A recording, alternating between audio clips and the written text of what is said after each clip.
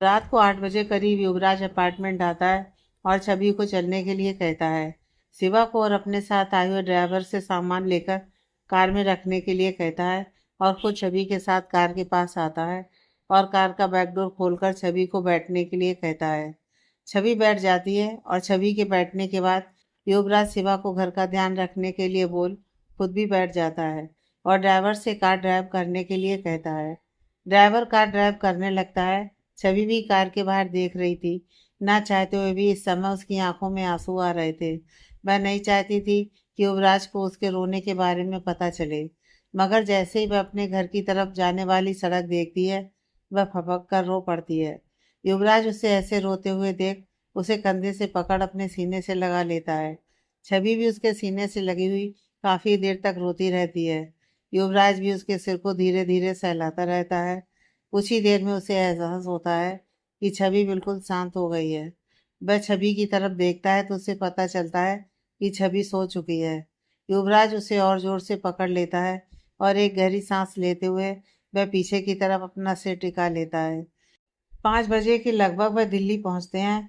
छवि अभी भी वैसे युवराज के सीने से चिपकी हुई सो रही थी। अपार्टमेंट के बाहर पहुंचकर युवराज धीरे से छवि के कंधे पर टैप करता है और उसे जगाने की कोशिश करता है, मगर छवि कुछ नहीं बोलती। युवराज फिर उसे अपनी बाहों में लेकर कार से बाहर आता है और छवि को अपनी गोद में उठाकर लिफ्ट से होता हुआ अपने अपार्टमेंट में जाता है। ड्राइवर उसका सामान लेकर पीछे आ रहा होता है। वह अपने अपार्टमेंट के डोर के पास पहुंचकर पासवर्ड डालकर अपार्टमेंट का डोर खोलता है। छवि अभी भी उसकी बाहों में ही थी। वह छवि को लेकर अंदर आता है और बेडरूम में पहुंचकर उसे बेड पर सुलाकर ब्लैंकेट से कवर करता है और लाइट्स ऑफ कर उस रूम से बाहर आ जाता है। ड्राइवर भी अब तक गार्ड की मदद से सारा सामान लेकर आ चुका था। सामान रखने के बाद वहां से चला जाता है। उसके जाने के बाद युवराज डोर लॉक कर अपने बेडरूम में चला जाता है और चेंज कर अपने बेड पर आकर वह भी सो जाता है, क्योंकि पूरी रात को 1 मिनट के लिए भी वह नहीं सोया था। उसे जल्दी ही नींद आ जाती है। सुबह 7 बजे के करीब छवि की नींद खुलती है। वह अपने आप को कमरे में बेड पर पाती है और वह उठकर जल्दी से बेड पर बैठकर सोचती है कि मैं तो कार में थी, फिर यहाँ कैसे आ गई। मगर उसे कुछ याद नहीं आता। वह उठकर रूम में चारों तरफ देखने लगती है। वह तो रूम में बने ग्लास के स्लाइड डोर के पास आती है और उसे खोलती है और बालकनी में आती है। वह देखती है वह काफ़ी ऊंचाई पर है। फिर सोचने लगती है यहाँ पर वह आखिर पहुंची कैसे। वह वापस उसे बंद कर रूम में आती है और पतला सा दरवाज़ा दिखता है। वह उसे खोलती है। वह वॉशरूम होता है। तभी उसे बंद कर एक बड़े से दरवाजे के पास आती है और उसे खोलकर वह बाहर की तरफ आती है। वह देखती है उस रूम के सामने 2 रूम और बने हुए हैं। वह आगे बढ़ती है और लिविंग एरिया की तरफ आती है। वहाँ एक बड़ा सा हॉल होता है जिसमें बहुत खूबसूरत ढंग से सोफे रखे हुए होते हैं जो देखने में ही काफ़ी महंगे लग रहे थे। वह आगे आती है। उसे किचन और उसके बगल में बना मंदिर दिखता है। वह मंदिर की तरफ बढ़ जाती है और हाथ जोड़कर खड़ी हो जाती है। युवराज ने पहले ही छवि के लिए वहां मंदिर बनवा दिया था। वह भी मंदिर के सामने हाथ जोड़कर खड़ी होती है कि तभी दरवाजा खुलने की आवाज आती है। छवि उधर पलटकर देखने लगती है। वह देखती है कि एक आदमी अंदर आता है जिसकी उम्र लगभग 30-32 साल होगी। तभी उसे देखकर पूछती है आप कौन है और यहाँ कैसे। वह आदमी कहता है मैडम मेरा नाम श्याम सुंदर है और मैं यहाँ का केयर टेकर हूँ और युवराज सर के यहाँ के सारे काम मैं ही करता हूँ। छवि भी कुछ नहीं बोलती। वह फिर पूछता है मैडम आपके लिए चाय बना दूँ। छवि कहती है नहीं अभी रहने दो। फिर वह इधर उधर देखकर अपना सामान ढूंढने लगती है। उसे दरवाजे के पास अपना सामान दिख जाता है। वह अपनी ट्रॉली बैग को खींचते हुए जिस रूम से बाहर आई थी उसी रूम में लेकर जाती है और कुछ देर में रेडी होकर मंदिर के पास आती है और आरती करती है। उसके बाद वो श्याम सुंदर के पास आती है और कहती है भैया आप मेरे लिए चाय बना दीजिए। कुछ देर में श्याम सुंदर उसके लिए चाय लेकर आता है और उसको चाय देते हुए पूछता है मैडम नाश्ता लगा दूं। वह कहती है नहीं बाद में करूंगी और वह लिविंग रूम में टेबल पर पड़ा न्यूज़पेपर उठाकर पढ़ने लगती है और उसके साथ ही चाय पीती है। 10 बजे के करीब युवराज उठकर लिविंग रूम में आता है और सोफे पर बैठे हुए श्याम सुंदर को आवाज लगाता है। छवि भी अब तक रूम में जा चुकी थी। युवराज की आवाज़ सुनकर वह बाहर आती है और किचन में जाकर युवराज के लिए कॉफ़ी बनाकर लाती है। हाथ में कॉफ़ी का मग पकड़ाते हुए वो गुड मॉर्निंग बोलती है। युवराज भी उसे गुड मॉर्निंग बोलता है और कहता है, तुमने कॉफी क्यों बनाई? श्याम सुंदर कहाँ है? छवि भी पास ही दूसरे सोफा पर बैठते हुए कहती है कि वह कुछ सामान लेने गए हैं। युवराज ठीक है कहता है और टेबल पर रखे न्यूज़पेपर को उठाकर पढ़ने लगता है। छवि अपने दोनों हाथों की उंगलियों को आपस में उलझाते हुए युवराज की तरफ देख रही थी। युवराज को महसूस होता है कि छवि उससे कुछ कहना चाहती है। वह न्यूज़पेपर साइड में रखकर छवि की तरफ देखते हुए पूछता है, कुछ कहना है तुम्हें? छवि हाँ में सिर हिलाती है। युवराज कहता है, बोलो। छवि थोड़ा रुकते हुए, वह मैं यहाँ अपार्टमेंट में अंदर कैसे आई? मैं तो कार में थी आपके साथ। युवराज वापस से न्यूज़पेपर उठाते हुए अपने सामने करते हुए कहता है, मैं लेकर आया था। छवि ने फिर पूछा, कैसे? युवराज ने कहा, अपनी गोद में उठाकर। छवि थोड़ी एम्बेरेंस होते हुए कहती है, मगर आपको मुझे ऐसे लाने की क्या जरूरत थी? आप मुझे जगा भी तो सकते थे। युवराज कहता है, तुम सो गई थी इसलिए मुझे तुम्हें ऐसे अपनी गोद में उठाकर लाना पड़ा। मैंने तुम्हें जगाया था लेकिन तुम उठी नहीं। छवि ने कहा, मगर आप। तभी छवि की बात को बीच में रोककर युवराज ने कहा, तुम अब बस भी करो। युवराज अभी आगे कुछ बोलने वाला होता है, तभी मेन डोर खुलने की आवाज आती है। वह दोनों उधर ही देखने लगते हैं। श्याम सुंदर अपने दोनों हाथों में सामान का थैला पकड़े अंदर आ रहा होता है। वह दोनों हाथ में पकड़े थैले को किचन में रखकर युवराज के पास आता है और कहता है, गुड मॉर्निंग सर। आपने तो इस बार बहुत समय लगा दिया। युवराज श्याम सुंदर की तरफ देखने लगता है और कहता है, हाँ इस बार काम थोड़ा ज्यादा था इसलिए इतने दिन रुकना पड़ा।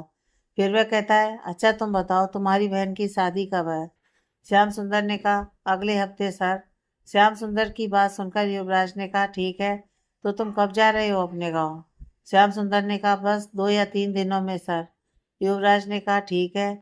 श्याम सुंदर ने फिर युवराज से पूछा, सर ब्रेकफास्ट लगा दूं? युवराज ने कहा, मैं भी थोड़ी देर में रेडी होकर आता हूँ, फिर लगा देना।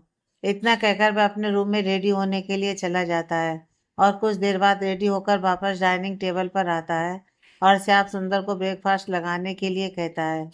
श्याम सुंदर उसे ब्रेकफास्ट सर्व करता है और छवि को बुलाने जाता है। छवि अब तक अपने कमरे में जा चुकी थी। छवि आती है और दोनों ब्रेकफास्ट करते हैं।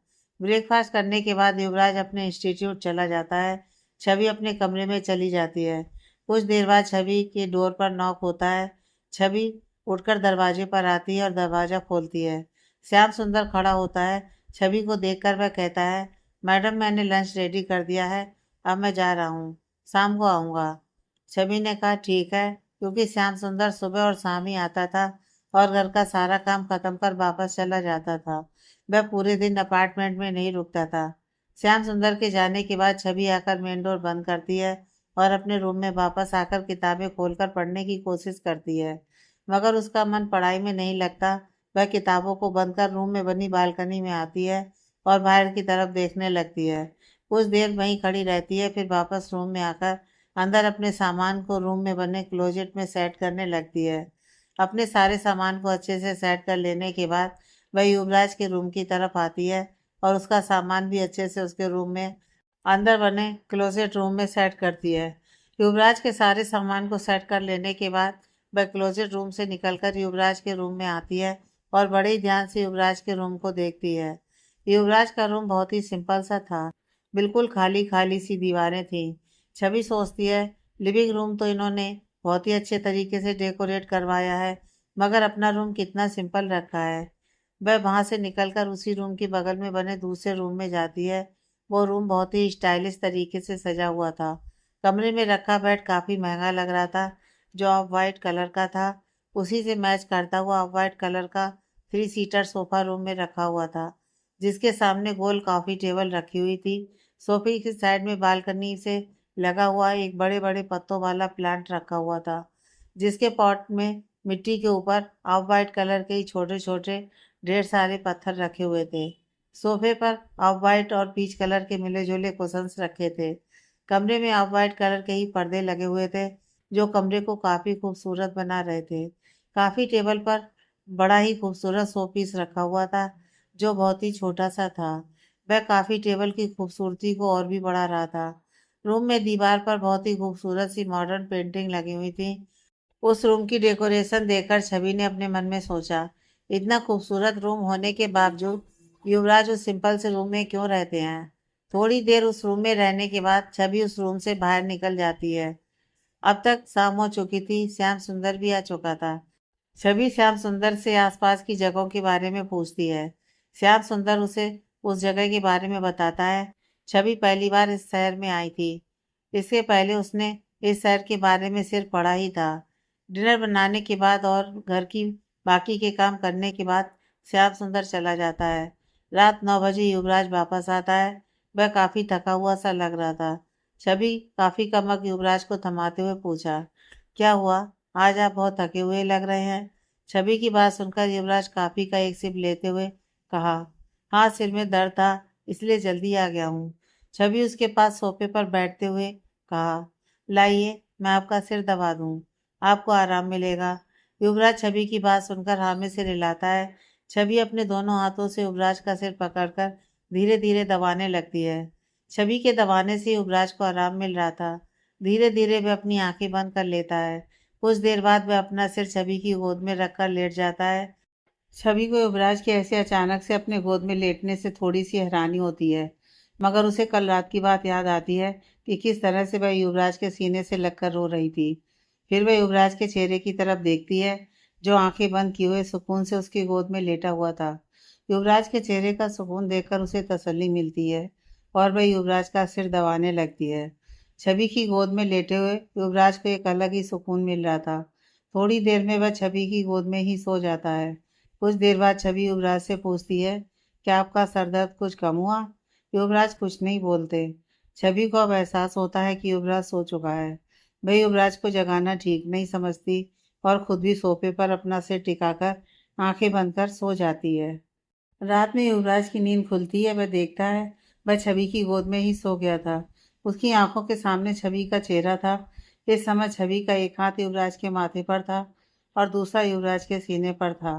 युवराज अपने सीने पर रखे छवि के हाथ को उठाकर चूमता है और अपने हाथ में पहनी घड़ी में टाइम देखता है।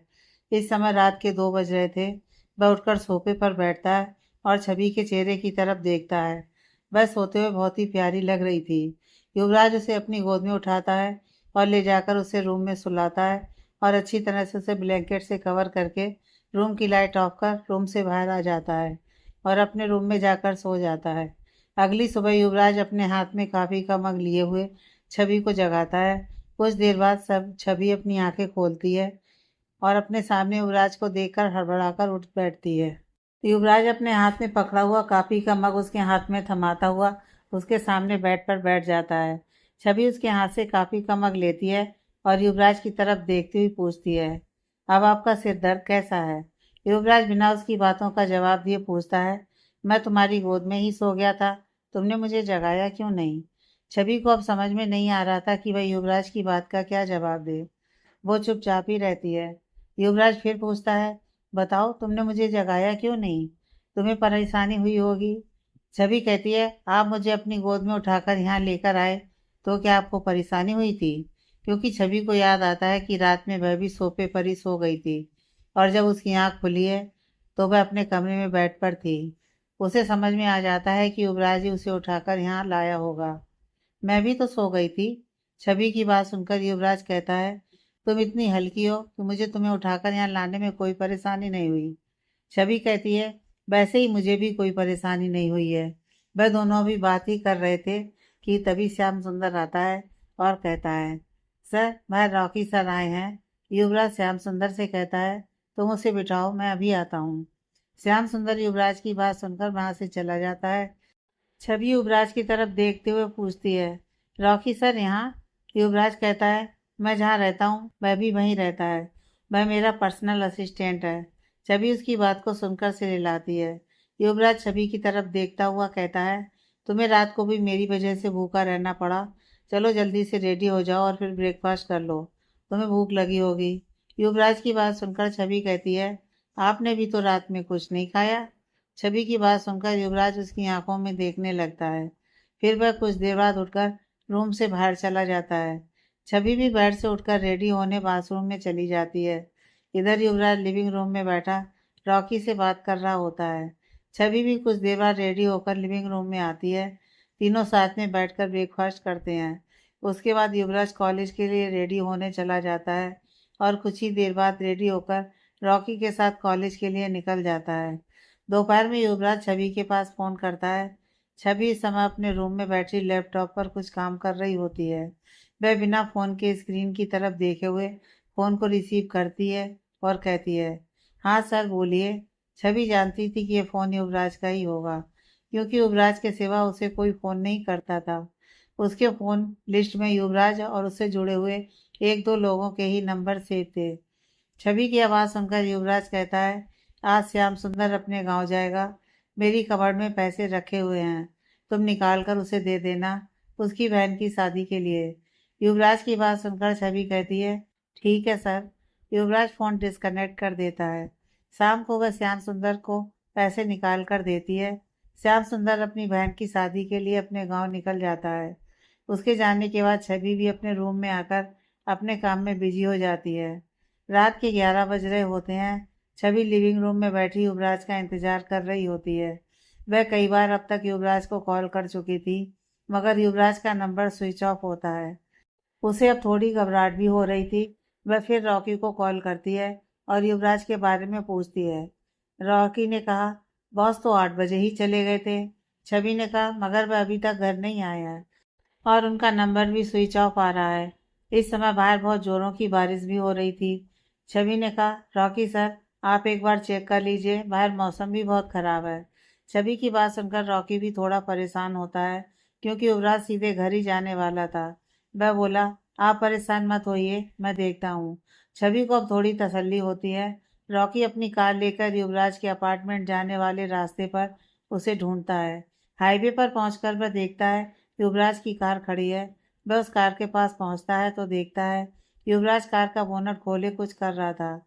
रॉकी उसके पास जाता है और कहा, बॉस। युवराज मुड़कर उसे देखता है और हैरानी से पूछता है, तुम यहाँ कैसे? रॉकी ने कहा, वह मैं आपको बाद में बताता हूँ, और अपना फ़ोन निकालकर मैकेनिक को कॉल कर वहाँ से कार ले जाने के लिए बोलता है, क्योंकि उसे अब तक समझ आ चुका था कि युवराज की कार इस समय खराब हो गई थी। युवराज को छाते से कवर करते हुए कहा, बस आप चलकर मेरी कार में बैठें, कुछ देर में मैकेनिक आकर आपकी कार ले जाएगा। युवराज से रिलाकर ठीक है कहता है और दोनों कार में आकर बैठते हैं। रॉकी कार ड्राइव करने लगता है। युवराज से रॉकी पूछता है, तुमने बताया नहीं, तुम यहाँ कैसे आए? रॉकी ने कहा, बॉस वह छवि मैडम का फ़ोन आया था, वह काफ़ी परेशान थी आपके लिए। आपका फ़ोन भी स्विच ऑफ था, इसलिए उन्होंने आपके बारे में पूछने के लिए मुझे फ़ोन किया और मुझे आपको ढूंढने के लिए कहा, इसलिए मैं आपको ढूंढते हुए यहाँ आ गया। युवराज ने कहा, वह मेरे फ़ोन की बैटरी ख़त्म हो गई थी, इसलिए स्विच ऑफ हो गया था। मैं काफ़ी देर से यहाँ खड़ा परेशान हो रहा था, कोई मदद भी नहीं मिल पा रही थी। अच्छा हुआ कि तुम यहाँ पर आ गए, वरना मैं न जाने कब तक यहाँ ऐसे ही खड़ा भीगता रहता। युवराज की बात सुनकर रॉकी ने कहा, बॉस मैं तो आराम से सो रहा था, वह तो छवि मैडम ने मुझे कॉल किया था, जिसकी वजह से मैं यहाँ आया। कुछ देर में वह दोनों घर पहुँचते हैं। युवराज कार से उतरकर रॉकी को जाने के लिए बोलता है और खुद अपार्टमेंट में अंदर आ जाता है। डोर पर पहुंचकर डोरबेल बजाता है। छवि जल्दी से आकर दरवाज़ा खोलती है। अपने सामने बारिश में भीगे हुए युवराज को देखकर उसे चैन की सांस आती है। वह युवराज को देखकर पूछती है, कहाँ रह गए थे आप? युवराज उसके चेहरे की तरफ देखता है। उसे छवि के चेहरे पर अपने लिए फिक्र साफ नजर आ रही थी। वह अंदर आता है और छवि से कहता है, वह हाईवे पर मेरी कार खराब हो गई थी और फ़ोन भी स्विच ऑफ हो गया था। युवराज की बात सुनकर छवि ने कहा, आप जल्दी से चेंज कर लीजिए, काफ़ी भीगे हुए हैं, सर्दी लग जाएगी आपको। तब तक मैं आपके लिए चाय बनाती हूँ। छवि की बात सुनकर युवराज ने कहा, मैं चाय नहीं पीता, तुम्हें पता नहीं है? छवि ने कहा, मुझे पता है कि आप चाय नहीं पीते, लेकिन आप काफ़ी भीगे हुए हैं और आपको इस समय अदरक वाली चाय ही राहत दे सकती है। युवराज छवि की बात सुनकर मुस्कुराता है और अपने रूम में चला जाता है। वह अपने कपड़ों को चेंज करते हुए सोचता है, कितनी फिक्र है इसे मेरी। शायद इतनी फिक्र आज तक उसकी किसी ने भी नहीं की थी। युवराज को उसकी फिक्र करना बहुत अच्छा लग रहा था। कुछ देर बाद टॉवल से अपने बालों को पोंछता हुआ युवराज लिविंग रूम में आता है। छवि उसे आता देख उसके लिए चाय लेकर उसके पास आती है और उसे चाय का कप थमाती हुई सोफे पर बैठ जाती है। युवराज ने कहा, थैंक्स छवि, तुम्हारी वजह से मैं इस समय घर पर हूँ। वरना न जाने कब तक हाईवे पर खड़ा भीगता रहता। युवराज की बात सुनकर छवि ने कहा, मैंने क्या किया? युवराज ने कहा, तुमने ही तो रॉकी को कॉल किया था, जिसकी वजह से रॉकी मुझे ढूंढते हुए वहां पहुंचा। छवि ने कहा, आप इतनी रात गए वापस नहीं आए थे और आपका नंबर भी बंद आ रहा था, इसलिए मैंने उन्हें फ़ोन किया था। इतना कहकर छवि चाय के कप की तरफ इशारा करते हुए कहती है, आप चाय पी लीजिए, मैं खाना गर्म करती हूँ। युवराज ने कहा, 12 बज रहे हैं, तुमने भी अभी तक डिनर नहीं किया? छवि नामे सिर हिलाती है और उठकर जाने लगती है। युवराज उसका हाथ पकड़ते हुए उसे रोकता है और कहा, कितनी बार कहा है तुम्हें कि मेरा इंतजार मत किया करो, तुम डिनर कर लिया करो। फिर तुम क्यों मेरी बात नहीं सुनती? क्यों मेरा इंतजार करती रहती हो इतनी रात को? छवि दूसरी तरफ मुंह करके कहा, अच्छा लगता है मुझे। इतना कहकर वह अपने हाथ युवराज के हाथ से छुड़ाकर बिना उसकी तरफ देखे किचन में चली जाती है। युवराज अपने रूम में आकर अपने बेड पर लेटा हुआ सोने की कोशिश करता है, मगर उसे बार बार छवि का ख्याल आ रहा था। वह परेशान होकर बेड से उठ जाता है और अपने रूम में बनी बालकनी में आकर चेयर पर बैठ जाता है। बारिश अभी भी हो रही थी, साथ में बिजली भी कड़क रही थी। मौसम काफ़ी खराब था और बहुत ही ठंड भी हो गया था। युवराज एक सिगरेट निकालता है और उसे जलाकर स्मोक करने लगता है। वह फिर छवि के ख्यालों में खो जाता है। उसे बार बार छवि का अपने लिए परेशान चेहरा दिख रहा था। वह सोचता है, मैं क्यों बार बार उसी के बारे में सोच रहा हूँ? आज से पहले तो कभी भी मेरे साथ ऐसा नहीं हुआ। क्यों मैं उसे अपने ख्यालों से दूर नहीं कर पा रहा हूँ? क्या हो रहा है मेरे साथ? कुछ देर वहीं बैठे यही सब सोच रहा होता है। उसे अब काफ़ी ठंड का एहसास हो रहा था। वह अपने रूम में आता है और बेड पर लेट जाता है। कुछ ही देर में उसे अपना सर भारी लगने लगता है और धीरे धीरे उसकी आंखें बंद हो जाती हैं। छवि सुबह जल्दी उठती है, क्योंकि आज श्याम सुंदर भी नहीं था और छवि ने किसी दूसरे हाउस हेल्पर के लिए मना कर दिया था। उसने कहा, कुछ दिनों की बात है, मैं खुद ही मैनेज कर लूँगी। रेडी होकर पूजा करने के बाद वह किचन में ब्रेकफास्ट रेडी करने लगती है।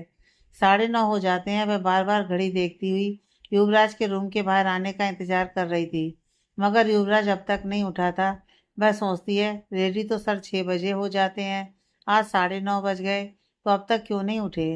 वह काफ़ी बनाकर अपने हाथ में कॉफ़ी का मग लिए युवराज के रूम में नॉक करती है, मगर अंदर से कोई आवाज़ नहीं आती। कुछ देर वहीं खड़े युवराज को आवाज़ देती है, मगर युवराज कुछ नहीं बोलता। वह सोचती है, शायद सर बाथरूम में है। यह सोचकर वह रूम को हल्के से धक्का देकर अंदर देखने की कोशिश करती है। वह देखती है, युवराज अब तक बेड पर सोए हुए हैं। वह दरवाजे को पूरा खोलकर अंदर आती है और युवराज को आवाज़ देती है। उसके पास पहुंचती है। वह देखती है, युवराज ठंड से कांप रहा है, जबकि उसने पहले ही एक ब्लैंकेट ओढ़ा हुआ था। वह जल्दी से कवर से दूसरा ब्लैंकेट निकालकर उसे कवर करती है और उसके माथे को छूती है। युवराज का शरीर बुखार से तप रहा होता है। वह युवराज को जगाने की कोशिश करती है, मगर युवराज तो तेज बुखार होने की वजह से बेहोश था। युवराज को ऐसी हालत में देख छवि की आंखों से आंसू निकल आते हैं। उसे समझ में नहीं आता कि वह क्या करे। वह जल्दी से अपना फ़ोन उठाकर रॉकी को फ़ोन करती है और रोते हुए रॉकी को युवराज की हालत के बारे में बताती है। रॉकी उसे दिलासा देते हुए कहता है, परेशान मत होइए, मैं तुरंत डॉक्टर को लेकर आता हूँ। इतना कहकर वह फ़ोन डिस्कनेक्ट कर देता है। छवि युवराज के पास बैठी उसके चेहरे को देख रोती जा रही थी। इस समय उसके दिमाग ने काम करना बंद कर दिया था। कुछ ही देर में रॉकी डॉक्टर के साथ पहुंचता है। डॉक्टर युवराज का बुखार चेक कर उसे इंजेक्शन लगाता है और कहता है, कुछ ही देर में बुखार उतर जाएगा। बारिश में ज़्यादा देर भीगने की वजह से इन्हें बुखार आ गया है। लगभग 1 घंटे बाद युवराज का बुखार थोड़ा कम होता है और उसे होश आता है। उसे होश में आता देख छवि, जो उसके पास ही बैठी थी, जल्दी से पूछती है, अब आप ठीक हैं? युवराज हाँ में सिर हिलाता है। छवि जल्दी से उठकर युवराज के लिए सूप बनाने चली जाती है। रॉकी, जो लिविंग रूम में डॉक्टर के साथ बैठा युवराज के होश में आने का इंतजार कर रहा था, छवि के बताने पर कि युवराज को होश आ गया है, डॉक्टर के साथ युवराज के रूम में अंदर आता है। डॉक्टर युवराज के पास आकर फिर से उसे चेक करते हैं और रॉकी को कुछ इंस्ट्रक्शन देते हैं। छवि भी अब तक सूप लेकर आ चुकी थी। वह युवराज को सूप का बॉल थमाती है। सूप का बॉल थमाते हुए उसका हाथ युवराज के हाथ से टच हो जाता है, जिससे उसे एहसास होता है कि युवराज का हाथ अभी भी जल रहा था। वह जल्दी से युवराज के माथे को छूती है। युवराज का बुखार कम तो हुआ था, लेकिन अभी भी उसे काफ़ी तेज बुखार था। वह जल्दी से डॉक्टर की तरफ देखती है और घबराती हुई पूछती है, डॉक्टर इनका बुखार अभी तक क्यों नहीं उतरा? अभी भी इनको कितनी तेज बुखार है? आप कुछ करते क्यों नहीं? आप ऐसे बैठे क्यों हैं? छवि को ऐसे घबराते हुए देख डॉक्टर कहता है, रिलैक्स मिसेस उपाध्याय, बुखार पूरी तरह से उतरने में अभी टाइम लगेगा। मिस्टर युवराज अब ठीक हैं, शाम तक इनका बुखार पूरी तरह से उतर जाएगा। छवि का ध्यान तो इस समय सिर्फ युवराज पर था, इसलिए वह डॉक्टर के उसे मिसेज उपाध्याय कहने पर ध्यान नहीं देती है। डॉक्टर की बात सुनकर उसे थोड़ी तसल्ली मिलती है। तभी युवराज पानी मांगता है। छवि पास ही पड़ा पानी से भरा गिलास उठाकर युवराज को देती है। तभी डॉक्टर कहते हैं, आप उन्हें गर्म पानी दीजिए पीने के लिए। छवि डॉक्टर की बात सुनकर वह पानी का गिलास उसी जगह पर रख किचन में गर्म पानी लेने चली जाती है। उसके जाने के बाद रॉकी डॉक्टर से कहता है, डॉक्टर ये बॉस की वाइफ नहीं है। डॉक्टर रॉकी की बात सुनकर हैरान होते हुए कहता है, सॉरी मिस्टर युवराज, बट जिस तरीके से आपके लिए परेशान हो रही थी और आपका ध्यान रख रही थी, उसे देखकर मुझे लगा कि आपकी वाइफ ही है। इतना कहकर वह अपनी चेयर से उठता है और शाम को आने का कहकर चला जाता है। रॉकी भी उन्हें बाहर तक छोड़ने और मेडिसिन लेने चला जाता है।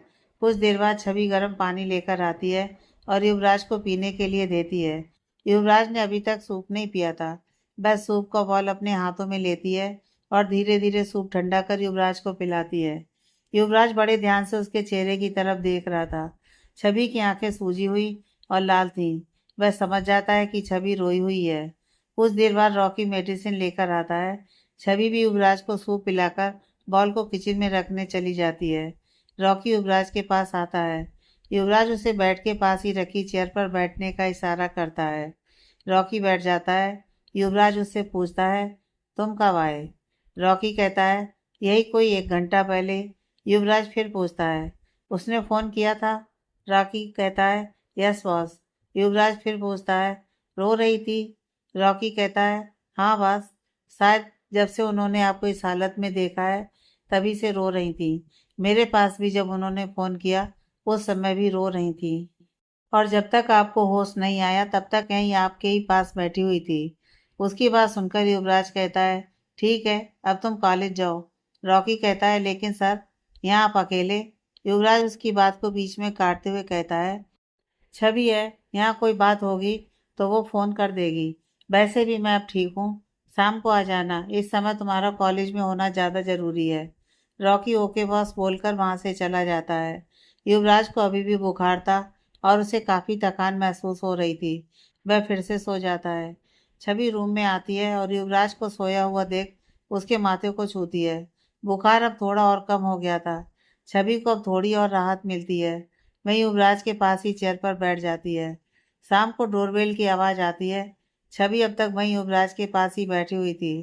डोरबेल की आवाज़ सुनकर वह वहाँ से उठकर डोर के पास आकर डोर खोलती है। सामने डॉक्टर और रॉकी होते हैं।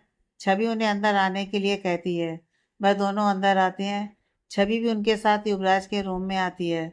डॉक्टर युवराज के पास आकर उसे जगाते हैं और उसका चेकअप करते हैं। अब तक युवराज का फीवर पूरी तरह से उतर चुका था। डॉक्टर कहते हैं, आप बिल्कुल ठीक हैं, बस टाइम पर मेडिसिन लेते रहिएगा और कुछ दिनों तक कंप्लीट बेड रेस्ट कीजिएगा, वरना आपका फीवर फिर वापस आ सकता है और इस बार आया तो आपको हॉस्पिटलाइज्ड होना पड़ेगा। इतना कहकर वहाँ से चला जाता है। रॉकी भी युवराज से कुछ देर बात करके चला जाता है। रात को 8 बजे छवि खिचड़ी की प्लेट लेकर युवराज के पास आती है और उसे खाने के लिए कहती है। युवराज कहता है, मुझे भूख नहीं है। छवि उसके पास बेड पर बैठती हुई स्पून में खिचड़ी लेकर उसे फूंक मारकर ठंडा करती है और युवराज के होंठों से स्पून लगा देती है। ना चाहते हुए भी युवराज को उसे खाने के लिए अपना मुंह खोलना ही पड़ता है। धीरे धीरे छवि उसे पूरी खिचड़ी खिला देती है और दवाई खिलाकर उसे सोने के लिए बोल जाने लगती है। तभी फिर डोरबेल की आवाज़ सुनाई देती है। छवि युवराज की तरफ देखकर कहती है, इस समय कौन हो सकता है? युवराज कहता है, मैंने कुछ ऑर्डर किया था, वही आया होगा, जाकर ले लो। छवि जाकर डोर खोलती है। सामने एक डिलीवरी बॉय हाथ में खाने का पैकेट पकड़े हुए खड़ा था। छवि उसके पास से वह पैकेट लेकर दरवाज़ा बंद कर युवराज के पास रूम में आती है और वह खाने का पैकेट युवराज को दिखाती हुई पूछती है, आपको फीवर है तो आप ये सब कैसे खा सकते हैं? युवराज छवि की बात सुनकर कहता है, ये मैंने अपने लिए नहीं तुम्हारे लिए मंगाया है। छवि उससे कहती है, लेकिन आपने मेरे लिए क्यों मंगवाया? युवराज कहता है, मुझे पता है तुमने सुबह से कुछ भी नहीं खाया होगा, इसलिए मैंने यह मंगवाया है। अब चुपचाप बैठकर इसे खा लो। छवि कहती है, आपने बेकारी से मंगवाया है, मेरा इस समय बिल्कुल भी खाने का मन नहीं है। युवराज उसे अपने पास बैठने के लिए बोलता है। छवि उसके पास बैठ जाती है। वह छवि के एक हाथ को अपने दोनों हाथों से पकड़ता हुआ कहता है, मैं अब बिल्कुल ठीक हूँ, इसलिए तुम अब मेरी फिक्र छोड़ो और जाकर कुछ खा लो, वरना कल से तुम बीमार हो गई तो मेरा ध्यान कौन रखेगा। इतना कहकर वो मुस्कुरा देता है। छवि युवराज को मुस्कुराता देख छवि को काफी अच्छा लगता है। अब छवि उसकी बात मानकर वह खाना लेकर डाइनिंग टेबल की तरफ जाने लगती है। युवराज भी उठकर उसके पीछे आता है। उसे आता देख छवि कहती है आप क्यों आ रहे हैं? डॉक्टर ने आपको रेस्ट करने के लिए कहा है। युवराज कहता है, मैं रात से ही बेड पर हूँ, थोड़ा तो चलने दो। छवि कुछ नहीं बोलती है। युवराज फिर लिविंग रूम में आकर सोफे पर बैठ टीवी ऑन कर देखने लगता है। वह छवि को अपनी खाने की प्लेट लेकर वहीं उसके पास आने के लिए बोलता है। छवि युवराज की बात मानकर अपनी खाने की प्लेट लेकर युवराज के पास आती है और दूसरे सोफे पर बैठती हुई टीवी की तरफ देखकर अपना डिनर खत्म करने लगती है। न जाने क्यों उस समय उसका खाने का बिल्कुल भी मन नहीं था। फिर भी वह युवराज के कहने की वजह से खाने की प्लेट लेकर युवराज के पास ही बैठी हुई थी और बिना मन के धीरे धीरे अपना डिनर कर रही थी। युवराज पर अब धीरे धीरे दवा का असर होने लगा था और उसे नींद का एहसास हो रहा था। उसे अब जोर की नींद भी आ रही थी, मगर वह सिर्फ छवि की वजह से वहां बैठा था, जिससे छवि खाना खा सके। वह जानता था कि अगर वह छवि के सामने नहीं रहेगा तो छवि इस समय कुछ भी नहीं खाएगी। वह सिर्फ युवराज के वहां होने की वजह से खा रही थी, ताकि युवराज को बुरा न लगे। कुछ देर में छवि का खाना खत्म हो जाता है और वह उठकर किचन में प्लेट रखने जाती है। युवराज भी अब उठकर अपने रूम में आता है और उसे अब बहुत जोर की नींद आ रही थी। युवराज आकर अपने बेड पर लेट जाता है और कुछ ही देर में वह गहरी नींद में सो जाता है। छवि कुछ देर बाद किचन का काम खत्म कर उसके रूम में आती है और उसे सोया देख उसे ठीक से ब्लैंकेट से कवर करती है और रूम की सारी लाइट्स ऑफ कर एक छोटा सा नाइट बल्ब जला देती है और युवराज के रूम में रखे काउच पर ही लेट जाती है। आज वह इसी रूम में सोने वाली थी, ताकि युवराज को रात में कोई ज़रूरत हो तो वह उसके पास ही रहे और रात में उठकर उसका फीवर भी चेक करती रहे। वह उस काउच पर लेटे हुए नाइट बल्ब की हल्की हल्की रोशनी में युवराज के चेहरे की तरफ बड़े ही ध्यान से देखते हुए सोचने लगी। सुबह किस तरीके से युवराज ठंड से कांप रहा था और उसकी कितनी अधिक तबीयत खराब थी। यह सोचते हुए छवि की आंखों में आंसू आ जाते हैं। वह अपने आंसुओं को पोंछती है और कुछ ही देर में यही सब सोचते हुए छवि को भी नींद आ जाती है। रात में युवराज की आंख खुलती है। वह बेड पर ही उठकर बैठता है और बेड की बगल में लगे हुए स्विच से रूम की लाइट ऑन करता है और साइड टेबल पर रखे हुए पानी का गिलास को उठाकर अपने मुंह से लगाता है। जैसे वह गिलास अपने मुंह से लगाता है, वैसे ही एक हाथ उसे पानी पीने से रोक देता है। वह नज़र उठाकर देखता है तो उसके सामने छवि खड़ी थी। वह कहती है, आप ठंडा पानी मत पीजिए, डॉक्टर ने आपको ठंडा पानी पीने से मना किया है। यह कहकर वह युवराज के हाथ से गिलास लेती हुई उस पानी को साइड टेबल पर पड़े जग में डालती है और वहीं रखी हुई केतली से गर्म पानी निकालकर युवराज को पानी पीने के लिए देती है। युवराज उसे हैरानी भरी नज़रों से देखता हुआ अपने मन में सोचता है, यह अचानक कहाँ से आ गई? अभी तो यह मुझे कहीं नजर नहीं आई थी। युवराज रूम की लाइट ऑन करता है, जिसकी वजह से छवि की नींद खुल गई थी और वह युवराज के पास आकर उसे ठंडा पानी पीने से रोकती है। युवराज छवि का दिया हुआ गर्म पानी का गिलास अपने हाथ में लेता है और थोड़ा पानी पीकर गिलास छवि की तरफ बढ़ा देता है। छवि युवराज के हाथ से पानी का गिलास लेते हुए बेड के साइड टेबल पर रखती है और युवराज को लेटने में मदद करती है। उसके लेट जाने के बाद उसे अच्छी तरह से ब्लैंकेट से कवर कर रूम की सारी लाइट्स को ऑफ कर काउच पर आ जाती है। युवराज उसे नाइट बल्ब की रोशनी में देखते हुए सोचता है, क्या यह मेरा ध्यान रखने के लिए यहीं सो गई थी? उसके मन में छवि को लेकर न जाने कितने ही नए एहसास जन्म ले रहे थे इस समय, जिससे अब तक वह भी अनजान था। उसे छवि का इस तरह से उसका ख्याल रखना एक अलग ही एहसास उसके दिल में पैदा कर रहा था। युवराज के जीवन में भी अब कोई ऐसा आ चुका था जिसे उसकी सच में फिक्र थी, जिसकी आंखों से युवराज को तकलीफ में देखकर आंसू निकल रहे थे, जो उसके लिए परेशान था।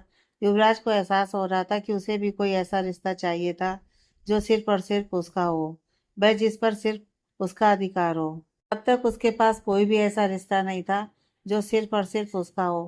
कहने के लिए तो उसके पास सब कुछ था, एक पूरा परिवार, पैसा, नाम, शोहरत, सब कुछ। मगर फिर भी वह काफी अकेला था। छवि को देखकर उसे अपनी जिंदगी में अब वह खालीपन नहीं महसूस हो रहा था, जो छवि के उसकी जिंदगी में आने से पहले महसूस हुआ करता था। आज से पहले भी वह कई बार बीमार हुआ था। उस समय उसके पास इस तरह से ख्याल रखने वाला कोई नहीं था। छवि जिस तरीके से उसका ख्याल रख रही थी, उसके चेहरे पर जिस तरीके से युवराज के लिए चिंता साफ झलक रही थी, आज से पहले युवराज ने ऐसी फिक्र, ऐसी चिंता अपने लिए किसी से नहीं महसूस की थी।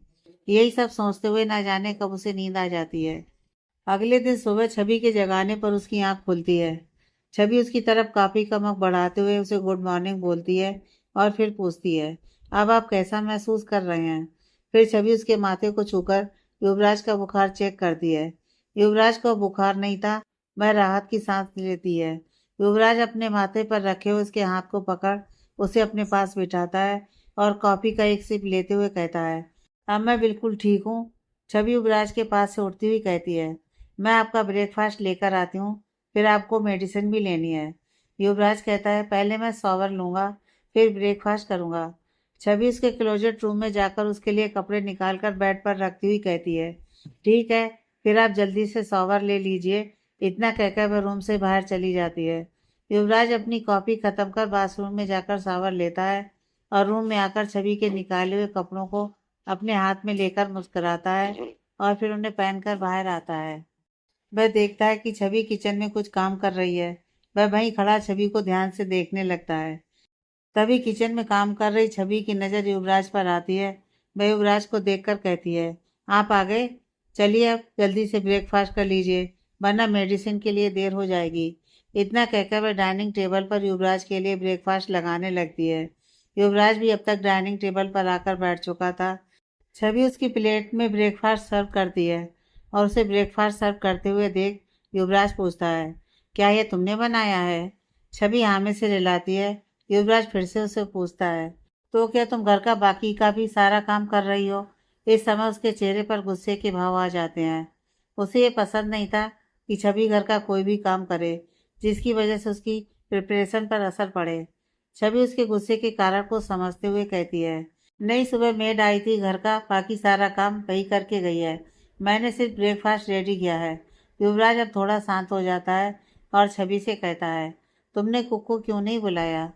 क्या ज़रूरत थी तुम्हें यह सब करने की? तुम्हें बस अपनी प्रिपरेशन पर ध्यान देना चाहिए। छवि कहती है, मैंने कुक को मना कर दिया, कुछ ही दिन की तो बात है, फिर श्याम सुंदर भैया आ ही जाएंगे। क्या आपको मेरा बनाया हुआ ब्रेकफास्ट देखने में अच्छा नहीं लग रहा है? छवि ऐसा इसलिए बोलती है क्योंकि युवराज ने अभी तक छवि के बनाए हुए ब्रेकफास्ट की एक भी बाइट नहीं खाई थी। युवराज अब ध्यान से ब्रेकफास्ट की तरफ देखता है और उसी एक बाइट अपने मुंह में लेता है। उसे वह बहुत ही टेस्टी लगता है। वह ब्रेकफास्ट छवि ने स्पेशल युवराज की हेल्थ को ध्यान में रखकर बनाया था। छवि फिर कहती है, क्या हुआ सर, ब्रेकफास्ट आपको पसंद नहीं आया? युवराज कहता है, तुम तो कुकिंग में भी एक्सपर्ट हो। कल तुम्हारी बनाई हुई सिंपल सी खिचड़ी भी काफ़ी टेस्टी थी और आज ये ब्रेकफास्ट भी काफ़ी टेस्टी है। उसकी बात सुनकर छवि मुस्कुराती है। कुछ ही देर में उन दोनों का ब्रेकफास्ट खत्म हो जाता है। छवि युवराज की तरफ मेडिसिन बढ़ाती हुई कहती है, आप अब ये मेडिसिन ले लीजिए। युवराज छवि के हाथों से मेडिसिन लेकर खाता है। तभी डोरबेल की आवाज़ आती है। छवि चेयर से उठकर डोर की तरफ जाती है और डोर खोलती है। डोर पर रॉकी होता है। रॉकी अंदर आता है। युवराज भी अब डाइनिंग टेबल से उठकर लिविंग रूम में आ जाता है। रॉकी युवराज के पास आकर उसे गुड मॉर्निंग विश करता है और उससे उसकी तबीयत के बारे में पूछता है। युवराज कहता है, मैं अब बिल्कुल ठीक हूँ। रॉकी फिर कहता है, बॉस, आपकी एजुकेशन मिनिस्टर के साथ मीटिंग है, क्या मैं उसे कैंसिल कर दूं? युवराज कहता है, नहीं, यह मीटिंग हमारे लिए बहुत ही इम्पोर्टेंट मीटिंग है। अगर ये मीटिंग सक्सेसफुल रही तो हमारे कॉलेज की कई नए कोर्स की एक्रीडिएशन काफ़ी आसानी से हो जाएगी। युवराज की बात सुनकर रॉकी कहता है, लेकिन सर, डॉक्टर ने आपको अभी पूरी तरह से रेस्ट करने के लिए कहा है। युवराज थोड़ा गुस्से में रॉकी की तरफ देखते हुए कहता है, मैं ठीक हूँ, तुम मेरी फिक्र मत करो। ये बताओ, ये मीटिंग कब की है? रॉकी कहता है, बस 1 घंटे बाद की ही है। युवराज जल्दी से सोफे से खड़े होते हुए कहता है, तुम बाकी की तैयारी करो, मैं रेडी होकर आता हूँ। इतना कहकर वह अपने रूम में चला जाता है और कुछ ही देर में रेडी होकर लिविंग रूम में आता है और छवि को आवाज़ देता है। छवि जो रॉकी के आने के बाद अपने रूम में चली गई थी, युवराज की आवाज़ सुन अपने रूम से निकलकर युवराज के पास लिविंग रूम में आती है। युवराज उसे देखकर कहता है, छवि तुम डोर लॉक कर लो। और इतना कहकर वो डोर से बाहर चला जाता है। छवि जल्दी से युवराज के पीछे आती है और युवराज से कहती है, सर आपको फीवर था, अभी आपको रेस्ट करना चाहिए और आप बाहर जा रहे हैं।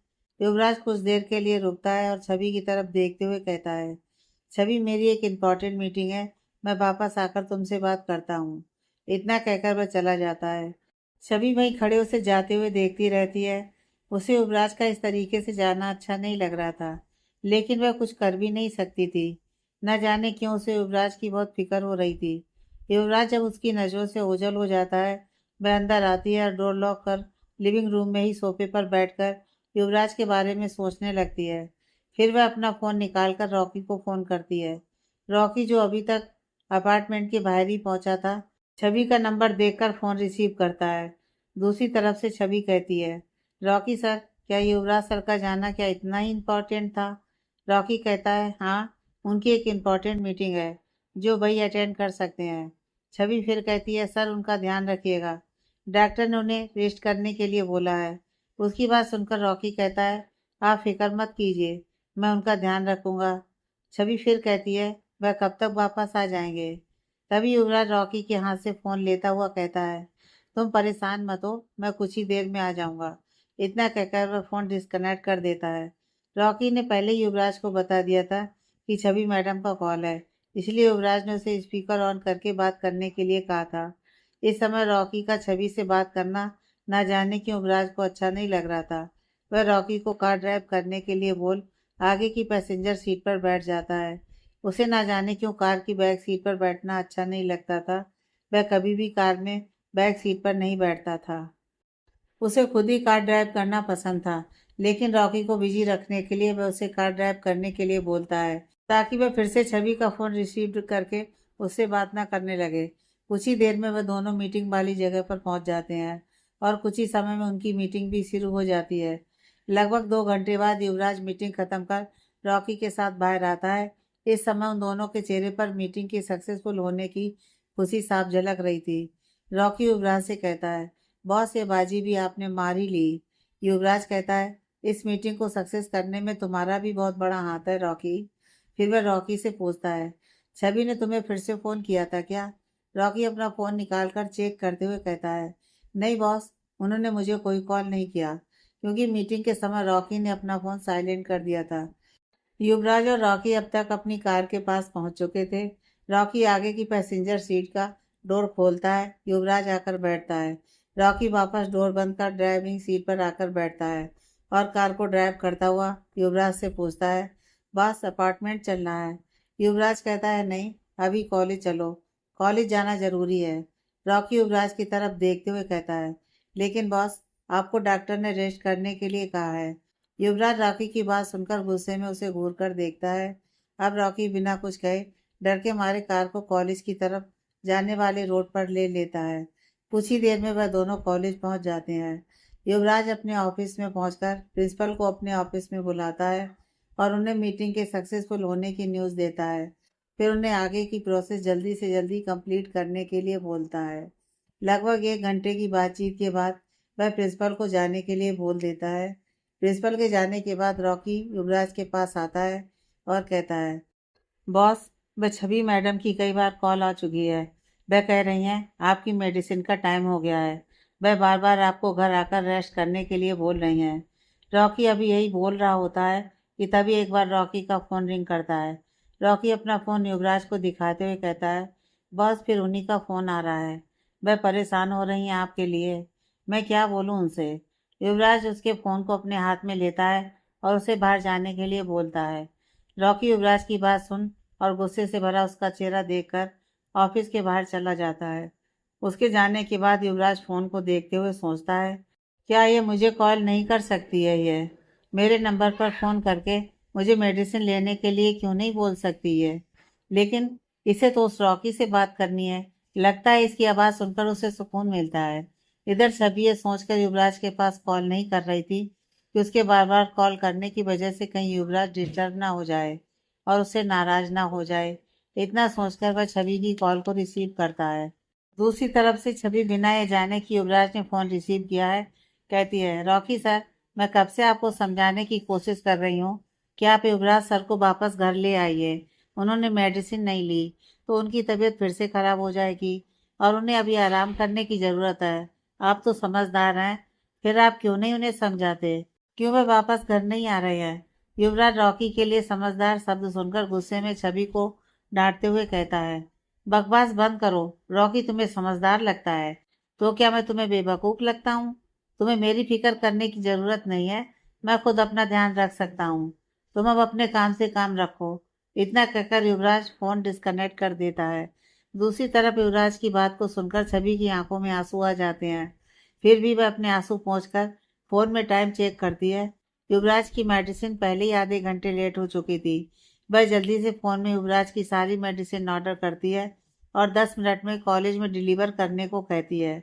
रॉकी से पहले उसे पता चल चुका था कि युवराज कॉलेज में है। कुछ देर बाद युवराज का डोर नॉक होता है। प्यून हाथ में दवा का पैकेट पकड़े हुए युवराज के पास आता है और उसके सामने मेडिसिन का पैकेट रखते हुए कहता है, साहब, ये पैकेट किसी ने आपके लिए भेजा है और कहा है अभी तुरंत ही आप इसमें रखी दवा खा लें। युवराज उसकी बात सुन उसे जाने के लिए बोल देता है और अपने सामने पड़ा पैकेट उठाकर उसे खोलता है और उसमें रखी दवा निकाल कर देखता है। रॉकी जो उसके पास ही खड़ा था कहता है, बॉस, ये जरूर छवि मैडम ने आपके लिए भेजा होगा। इतनी परवाह करती हैं वह आपकी। आप घर नहीं गए तो उन्होंने आपको ये मेडिसिन यहीं भेज दी, वह भी इतनी जल्दी। रॉकी की बात सुनकर युवराज के चेहरे पर स्माइल आ जाती है। युवराज के चेहरे पर स्माइल देख रॉकी अपने मन में सोचता है, अभी तो बॉस कितने गुस्से में थे और अब देखो मुस्कुरा रहे हैं। युवराज मेडिसिन निकाल कर खाता है। इस समय उसे काफी थकान महसूस हो रही थी। वह रॉकी से कहता है, रॉकी, मैं घर जा रहा हूँ। इतना कहकर वो रॉकी से अपनी कार की चाबी लेता है और खुद कार ड्राइव करते हुए अपने अपार्टमेंट के लिए निकल जाता है। इधर छवि युवराज की बात सुनकर बहुत दुखी हो जाती है। उसका मन अब काफी अशांत हो गया था। वह अपने हाथ में पकड़े फोन को अपने पैंट की पॉकेट में रखती है और बेचैन मन से घर का डोर लॉक कर अपार्टमेंट के बाहर आ जाती है। अपार्टमेंट का डोर पासवर्ड से खुलता था, इसलिए उसे युवराज के आने पर डोर खोलने की कोई टेंशन नहीं थी। वह बाहर आकर पैदल ही चलने लगती है। उसके चेहरे पर इस समय उदासी ने घेरा डाला हुआ था। काफी दूर चलने के बाद उसके कानों में घंटियों की आवाज सुनाई देती है। अनायासी उसके पैर अब उस ओर मुड़ जाते हैं। मंदिर के पास पहुंचकर वह वहीं खड़ी हो जाती है और मंदिर की तरफ देखने लगती है। फिर अपने पैरों में पहनी चप्पल उतारकर वह मंदिर के अंदर जाती है। सामने उसे माँ दुर्गा की एक बड़ी सी प्रतिमा नजर आती है। वह माँ दुर्गा की प्रतिमा के सामने खड़ी होकर अपने हाथ जोड़कर अपनी आंखों को बंद कर लेती है। इस समय उसके मन में ना ही माँ से कुछ मांगने का हो रहा था और ना ही इस समय उसके मन में माँ से कुछ कहने के लिए कोई शिकायत थी। वह कुछ देर ऐसे ही माँ दुर्गा की प्रतिमा के सामने हाथ जोड़े आंखें बंद किए हुए खड़ी रहती है। कुछ देर बाद जब उसे अपने मन में एक सुकून का एहसास होता है, वह अपनी आंखों को खोलती है और जमीन पर बैठ माँ के सामने अपना माथा टेकती है और फिर वापस मंदिर से बाहर आ जाती है। वह वापस जिस रास्ते से आई थी उसी रास्ते पर मुड़ती है अपार्टमेंट जाने के लिए। फिर न जाने क्यों वह दूसरी तरफ जाते हुए रास्ते की ओर चलने लगती है। कुछ ही दूर ऐसे ही पैदल चलने के बाद वह एक जगह रुक जाती है और इधर उधर देखकर सोचती है, मैं इस तरह से कहाँ पागलों की तरह चली जा रही हूँ। तभी उसकी नज़र एक शॉप पर जाती है जहाँ कांच के बहुत सारे छोटे बड़े कई आकार के जारों में ढेर सारी रंग बिरंगी मछलियाँ तैर रही थी। वह वहीं खड़ी उन्हें देखने लगती है। तभी उसके कानों में हॉर्न की तेज आवाज़ आती है। वह झटके से मुड़कर जिधर से आवाज़ आ रही थी उधर ही देखने लगती है। वह देखती है कि एक कार रोड के डिवाइडर से टकरा गई है। उसे वह कार कुछ जानी पहचानी सी लगती है। वह ध्यान से देखती है तो उसे समझ आता है कि वह कार युवराज की है। वह बेख्याली में उस कार की तरफ दौड़ने लगती है। उस कार के पास पहुंचकर वह देखती है वहां काफी भीड़ इकट्ठा हो गई है। वह उस भीड़ से लोगों को हटाती हुई कार के पास पहुंचती है। कुछ लोग कार का दरवाजा खोलने की कोशिश कर रहे थे मगर दरवाजा लॉक था। वह उसे खोल नहीं पा रहे थे। वह कार के अंदर झांक कर देखती है। उसे उस कार के अंदर युवराज बेहोश नजर आता है। वह पास ही एक पत्थर को उठाकर कार के शीशे पर जोर से मारती है, जिससे कार का शीशा टूट जाता है।